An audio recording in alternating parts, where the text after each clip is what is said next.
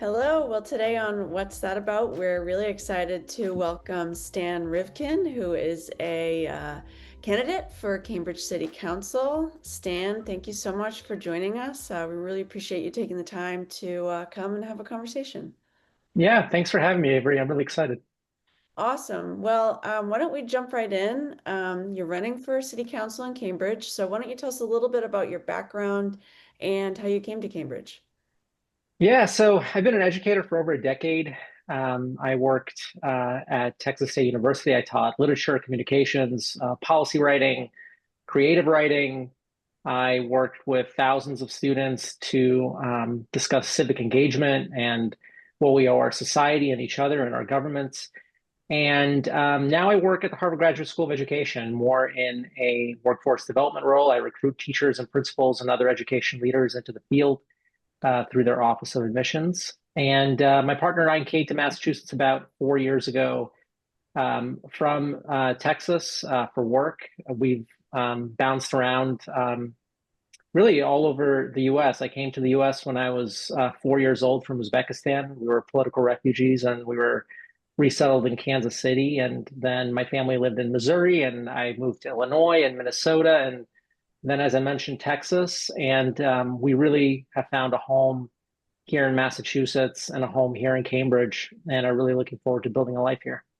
Wow, you really have been all around. But Certainly in the Midwest. Yeah, glad you landed in Cambridge. I me think too. it's a great city. So, why don't you tell us a little bit more about what's your favorite part of living here? And do you have any favorite neighborhoods or places you like to visit?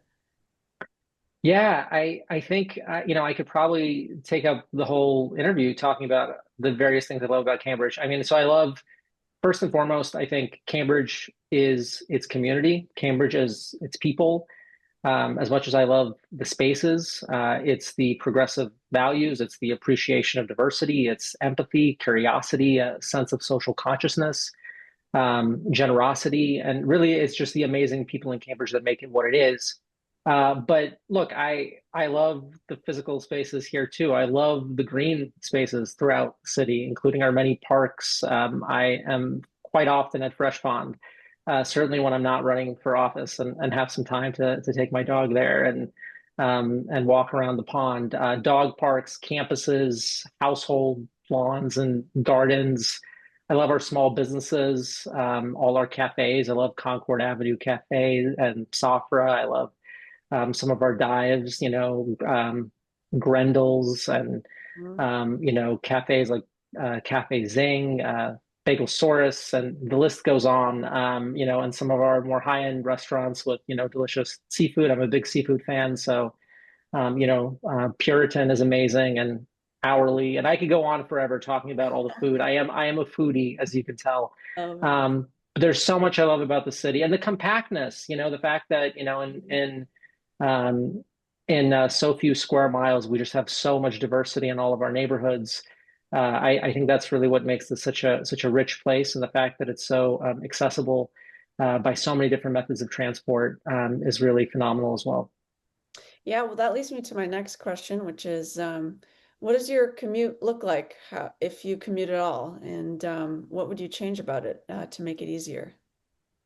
Yeah, so luckily I work just down the road at the Harvard Graduate School of Education, and so I walk to work almost daily. And the one thing I would change is obviously safety, all around road safety. I mean, look, just today, I kid you not, literally today, this interview almost never happened because there was a car that stopped just a foot.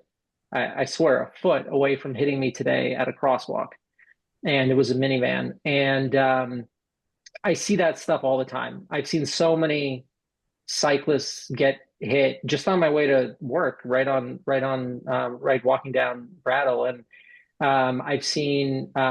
I've known in my life several cyclists that have been really badly hurt and killed, and so it's just not excusable that we continue to have fatalities, traffic fatalities. Um, Here in Cambridge. And so that's what I would change. I think that we still need to invest a lot more in making sure that It's safer for our pedestrians, safer for our cyclists, and safer for our drivers to get to where they're trying to go.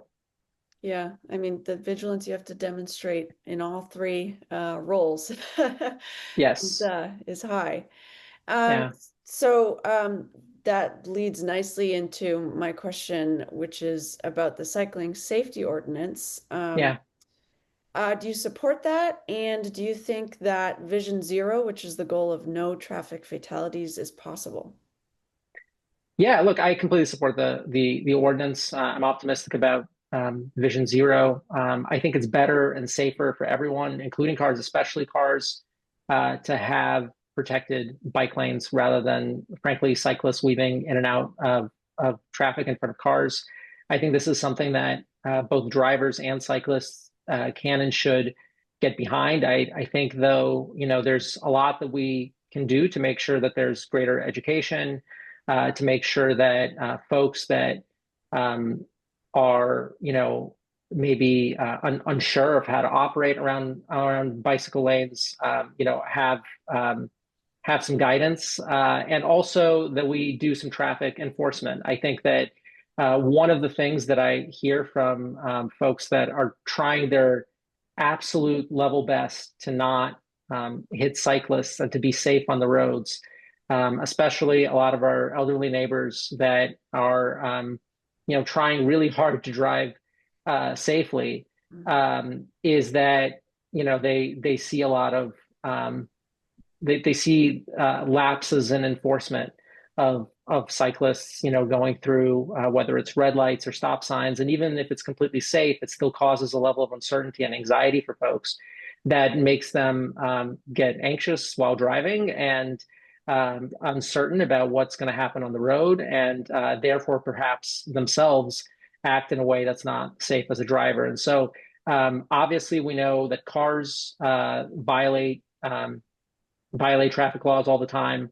Pedestrians do as well. I'm guilty of this as well, and so do cyclists. And so across all methods of transportation, really to increase safety, we have to increase enforcement of some of our rules because I think that's going to make everyone safer. In addition to making sure that we have our protected bike lanes. Yeah, you're right. I mean, you see people violating, cyclists, pedestrians, and drivers all All violating of us, traffic all laws. of us are guilty. Yep, A concerted effort for sure. yep. Um, so what about housing in Cambridge? Obviously, that's a very fraught issue. Not a simple fix to address the housing crisis in Massachusetts. Lately, the council's passed citywide upzoning and affordable housing overlay, removed parking minimums, and allowed ADUs. Do you approve these changes or support them? And what else would you do to amend housing laws, if anything? Yeah, look, I think it's absolutely shameful how working class people, longtime residents in the city, are being neglected and are frankly not being given the opportunity to continue to stay and support themselves here. And so I support the affordable housing overlay. I want to make sure that we're building as much 100% affordable housing as possible. And my preference is that any housing built in Cambridge at this point provides as many affordable units as possible. Mhm. And ADUs, the accessory dwelling units, are just great. They're great for landlords and owners that can make some passive income, while great for renters that have additional places that they can live, often at a lower rate than let's say a new apartment going up. Now, as far as exclusionary zoning and how it was erased through the upzoning, I do think this is a little bit more of a nuanced conversation. Exclusionary zoning was terrible. It was horrible because it was explicitly set up to segregate neighborhoods. And importantly, just because something has racist or classist roots doesn't necessarily mean that the solution to it is necessarily less classist or racist, or the specific solution that's chosen, much less anti-racist. And in this case, I worry about folks who are going to be displaced from a lot of the units that are going to be sold and developed into this new privately built housing. There's now movement to actually lower the inclusionary unit requirements. That is the number of units in the building, the percentage of units in the building that have to be affordable Mhm. from 20% to 10%. That's something the city's studying. And there's a lot of folks that are arguing to move it to 0%. And if that's the case, it's very hard to see. I've yet to see anyone explain how this would even happen, how low income folks are going to find more affordable units, the same um, price range and the same quality of units in the next several years when we all know that newly built units generally cost more per square foot than older units. So folks that are living in what's called, I think, inappropriately naturally occurring affordable housing because it's not affordable. It just happens to be older and therefore slightly cheaper than the new buildings. Those folks would still have to pay more for units of the same size unless we kept the inclusionary requirement. So I think this is a little bit of it's a significantly nuanced conversation. I do think building more housing across the entire region is absolutely necessary. We absolutely have a housing crisis. And I do think that the upzoning is really aimed at solving housing issues for people in the middle and upper middle class, people like me. It's not focused, and this is where I have a problem with some of the rhetoric around it. It is not focused on addressing um, the housing shortages for folks that are making below $57,000. It's explicitly not focused on those folks because those folks can't even qualify for an inclusionary unit. So while I think it does some things well, I think it has some good intentions. I don't want it to misrepresent who Right. it's being aimed at. Because what that does is it makes it seem like we're already doing something to address the problem for very low income individuals in the city, and we are not. We're not doing nearly enough. The AHO was a good start, but there are so many other solutions that we need to focus on. And one of the really exciting ones that you see happening in various cities across the country, and it's pioneered in the US at least, in Montgomery County, Maryland. It borrows from the Vienna model, where a significant portion of the population lives in public housing. It is a new form in the US of public housing, whereas in the past you had these, smokestack apartments that had this caricature of being, concentrations of poverty. Social housing is generally very high-end buildings with very good facilities, very good upkeep, to the point where folks at the very high end of the income ladder want to live there. And it is those folks' rental rates that actually subsidize others in the middle income and the lower income brackets. And that is a really interesting model for a number of reasons. It means that because usually there's municipal control of those units as opposed to them being in the hands of private developers, there's not profiteering. The rents are not any higher than what is necessary to maintain the building. And it's generally a really good investment for municipal governments because they make the money back that they lend to build the developments within about a decade and a half or 2 decades, and then actually in many cases these developments can be revenue positive. So that is a really exciting model, and we should be doing a whole lot more of that kind of building. I also like community land trusts. I was part of a group. The Cambridge Housing Justice Coalition is this amazing group of volunteers that for years has been fighting for municipal vouchers in the city. And I came in at the very tail end of their fight with an organization I started at Harvard, the Cambridge Housing Affordability Organizers. But together, again, sort of on their coattails, we got the first municipal voucher program approved here in Cambridge. We lobbied city council to do it, and it's a very small pilot. We're hoping to grow it, but that's another way that we can keep rents low for the very lowest income folks in the city. And that's really who, if we are true to our progressive values, we should be focused on. Right. Yeah. That's I believe starting at 1 million, right, was allocated towards that voucher program. That's correct. Yes. Okay. Yeah. And just to summarize that social housing model you mentioned, so that's essentially open to all, but the higher income residents helps subsidize those in the lower income brackets. Is that correct? Exactly right. So those in the middle, and so often there's different sort of structures in terms of how many units are reserved for various income brackets. So there are some models where it's called workforce housing. So it's folks like teachers and firefighters and nurses and folks that are really essential to the functioning of a city and of a community. And that really contribute to our way of life through their jobs. They have a place to live, and so there's definitely some lower rates for those folks, and then usually there is some allocation of units for folks who are very low income, and so for various reasons, and folks perhaps in certain elements of the service industry or hospitality, et cetera, and so. It creates a really wonderful community for a number of reasons. One, because we love income diversity. Mixed income neighborhoods, mixed income buildings have far better outcomes across many measures. And it also ensures that Cambridge stays diverse. Yeah, all right. Well, that's very interesting. I hadn't heard of that model before, so thank you for enlightening us. Of course. Um, so switching gears a little here, we're living in a bit of an uncertain economic environment. We've got White House interference with commercial revenues likely decreasing, decreased international students here, decreased tourism. Would you support increased taxes and fees, such as a increased parking permit fee, to support your goals if necessary? And do you feel the budget should shrink? And if so, what would you cut? Yeah, this is a really critical question, Avery. So um, I think it's absolutely essential.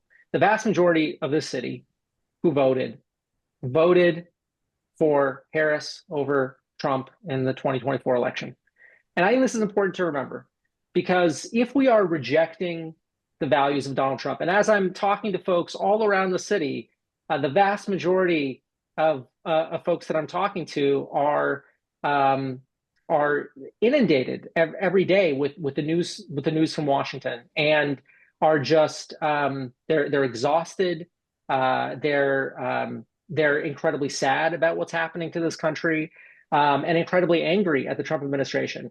And if that's the case, and we really believe that there is, in some cases, substantial evil being, occurring in Washington, certainly policies that are aimed to cause harm at our most marginalized and low income populations in this country. If we believe all that, then we have to act in a way that's different, right? We have to demonstrate in this city, if we believe ourselves to be progressives and we believe our policies and our values to be different from the Trump administration's, then what we have to do here is demonstrate a progressive alternative, right? We cannot act the same way and we cannot value the same things.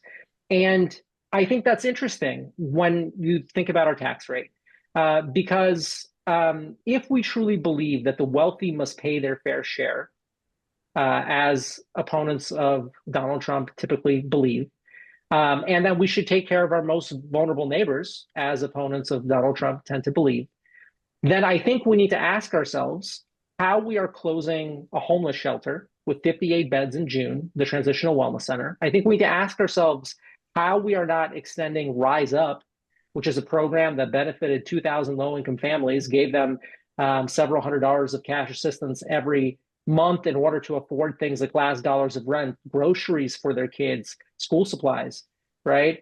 How do we do all that? How do we have such significant food insecurity in Cambridge? The front page of the Cambridge Week, I think it was last week or 2 weeks ago, was about how there's significant hunger in Cambridge, about how the Cambridge Community Center food pantry runs out of food within an hour when it opens every week. There's a line 2 blocks down the street. And that happens in Cambridge, such a wealthy city. How do we have all that and have the lowest residential property tax in the region, 0.73 for this year? How are we okay with that? And how is that different than cutting taxes for the rich and cutting services for the poor that Donald Trump is advocating in Washington? How are our values different than the Reaganomic principles that he's pushing.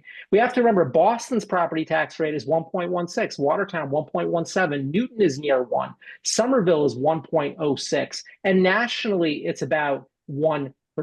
So we are significantly, significantly lower. And so whenever I talk about raising property taxes, it's always funny to me when people call it radical.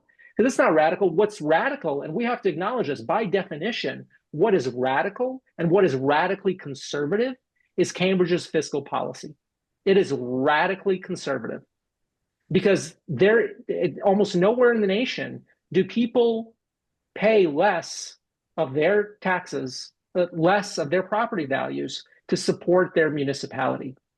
And we don't have to do anything wild or crazy in order to be able to help all the folks that I just talked about. Even if we raised our rate to 0.9, which would still be the lowest in the area, we would still be number one lowest, far lower than the national average. We could actually, if we wanted to, very easily support all those families for Rise Up. We could build many times the capacity that we have now for unhoused folks to have a safe place to sleep at night. We could solve all the food insecurity in Cambridge, and we can do so much more. And anything short of that is a choice. It's funny because when we were advocating for these things in the spring in public comment at City Council, there were some councilors who said, we can't afford it. And that is just a cop out. That's a lie. That's what Donald Trump says. That's what JD Vance says. You're not different than them. I'm sorry, but you're actually modeling the exact same rhetoric. All right. We don't choose to afford it. All right. Because we choose every single year to have the lowest contribution to our community as a percentage of our property value than anyone else in the region. And we have to really sit with that. And we have to really sit with the fact of whether we as a community are demonstrating any progressive alternative to Donald Trump or merely, we're opposed to his style, but not really the substance of his cruelty. And I also just lastly, Avery, I don't think that the economic conditions are as dire as some people make them out to be. I think that, this is always going to be a boogeyman, what's around the corner. That's always going to be something that people are saying in order to, adopt, Reaganomic austerity and neglect our low-income population. The fact of the matter is we have a long way to go before our property taxes are anything like the other cities. So we have that. We have $170 million in free cash that we specifically built in for this. I mean, this is if there's a rainy day, it's a rainy day fund. And beyond that, I actually think as far as international student enrollment, universities, I know this because I'm in this business, universities are going to pivot to markets where international students are more easily able to make it here. That's going to be a fairly easy pivot. And I don't even see the biomedical industry, while it is collapsing in the greater Boston area, it's actually, circling the wagons around Cambridge. I mean, Biomed is building a 300,000 foot development in East Cambridge right now. It's planning to do it right now. So the economic outlook, at least according to the realtor who specializes in biomedical realty, they clearly believe that the market for Cambridge, if nowhere else, is still rather hot. So I want to push back against some of the dire predictions that I keep hearing elsewhere. Yeah, I mean, yeah, you're around long enough. You get to see many changes occur. So, Yeah. takeaway is you support higher property taxes. That's one thing. What else would you do, if anything, to improve the quality of life in the city? I'm thinking specifically more geared towards the cultural life, arts, music, performance venues. Any thoughts there? Yeah, so look, I think that there's a lot of room for our pilot agreements to play a far greater role in expanding cultural life here in Cambridge. I think that we need to do more as far as negotiating our pilot agreements. Having worked in higher ed for a lot of my life and having, being an administrator in one of these institutions that, is related to our pilot agreements. I can say that I think our city councilors are missing the mark by looking purely at the top line dollar figures that they can extract from institutions in these pilot agreements. There's so much that these institutions can provide in kind that actually, is multiples of what they will provide in direct cash assistance. And it would really enliven our cultural life here in Cambridge. Everything from spaces to access to literally thousands of events, making their events public, collaborating with the city on their events. I mean, this is one of the richest cultural cities, in my opinion, certainly per capita in the whole world. And it's a shame because right now a lot of that has a very exclusive audience at either Harvard or MIT. And so I don't think it's a question necessarily of adding more. I don't think you possibly could add more. If you looked at the Harvard events calendar and the MIT events calendar and what's available to students and the communities of those universities, it's hard to imagine anything more. What is unfortunate, however, is that the Cambridge community is not really invited into those spaces. And that's something that we need to change. And that's something that can be the subject of a pilot agreement, in addition to all kinds of other things, including spaces in classes, tuition, significant tuition benefits or remission for Cambridge residents at those institutions, potentially free attendance to Harvard Extension School, for instance, all kinds of things that are in-kind contributions that I don't even think are being discussed because city councilors are chasing a headline with a top dollar figure rather than actually understanding what is it that these universities are most able to provide well and how can the city benefit from it. Right. Yeah, that's a creative solution that probably doesn't get talked about enough. So thank you for that.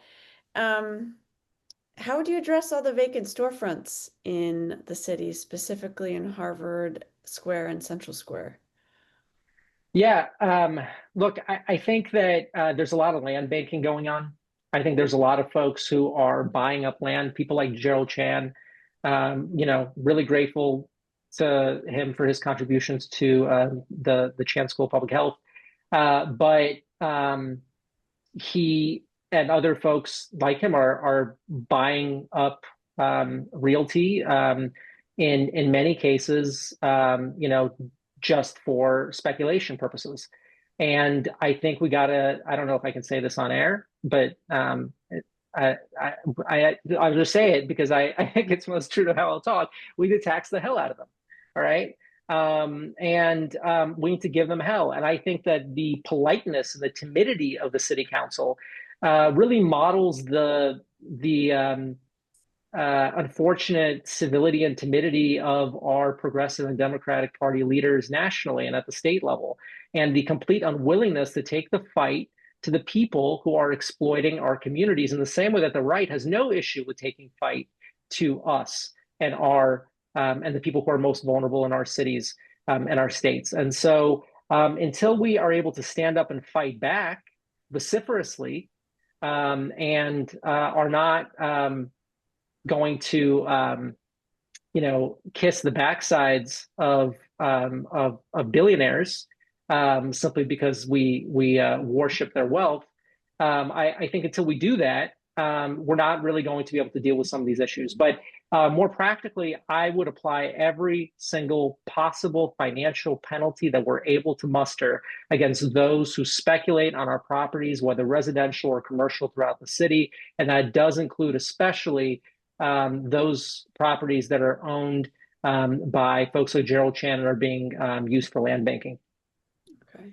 And one thing you hit on there, mentioned there is timidity of the city councilors. Is that at all tied to your support of term limits? Maybe you can tell me a little bit about that as well. Yes. Look, I think there are serious issues in the political system here in Cambridge. And I think that, the root causes of some of the wealth disparities in Cambridge, the income inequality, are really structural.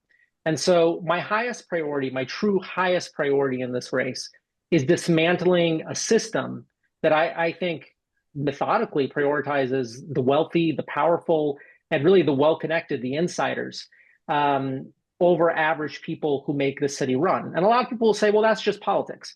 But the truth is that, there are honest politicians. And a lot of the politicians in Cambridge have told me, well, that's just politics.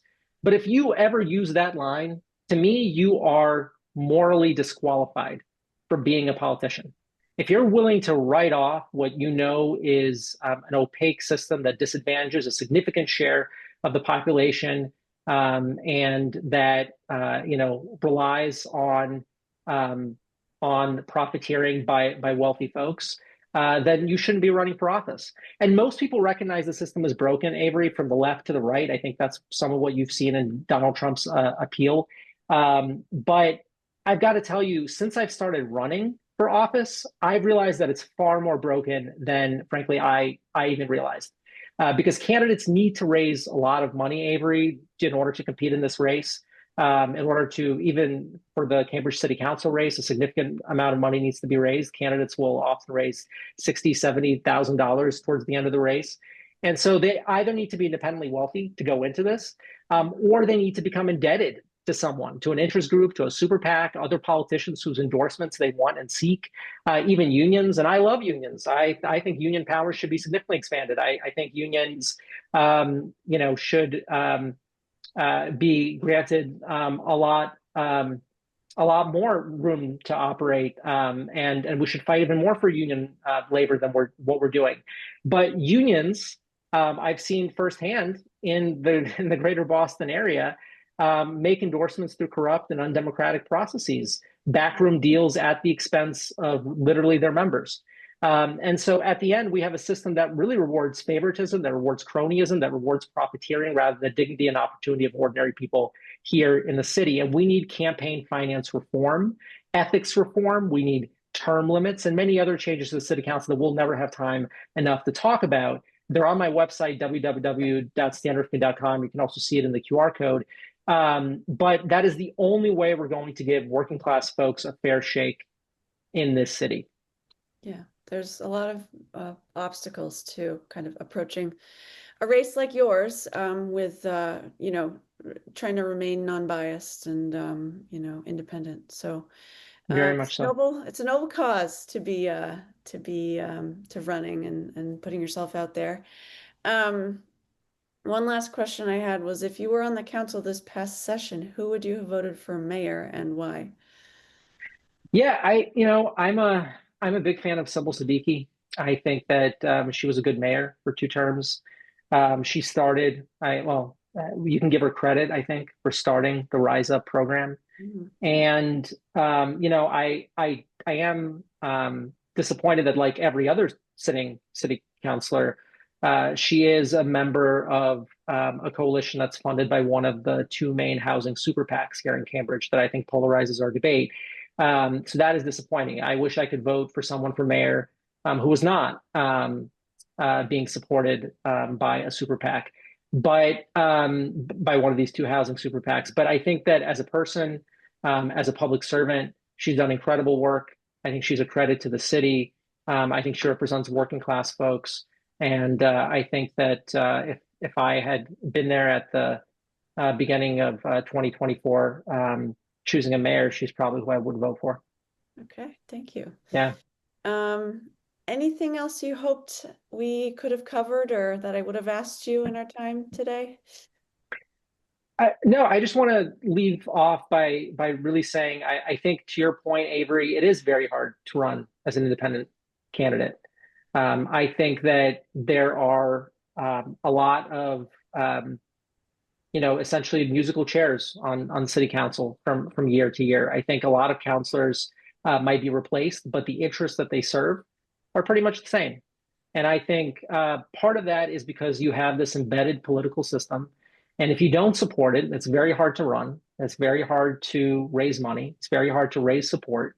And I hope that if folks truly, if this message resonates with folks, if they want true systemic change, I hope they'll join us. I hope they'll check out our website, learn more about our movement, and actually do something to move our city substantively forward towards more fairness, towards more dignity, and really more alignment with the progressive values that we preach. Awesome. Well, thank you, Stan. I really appreciate the time you spent with us, sharing your platform and your thoughts with us. To our viewers, this was Stan Rivkin, candidate for Cambridge City Council this fall. Get out there and vote. Yeah, vote November 4th. Thank you. Thank you, Avery. Thank you.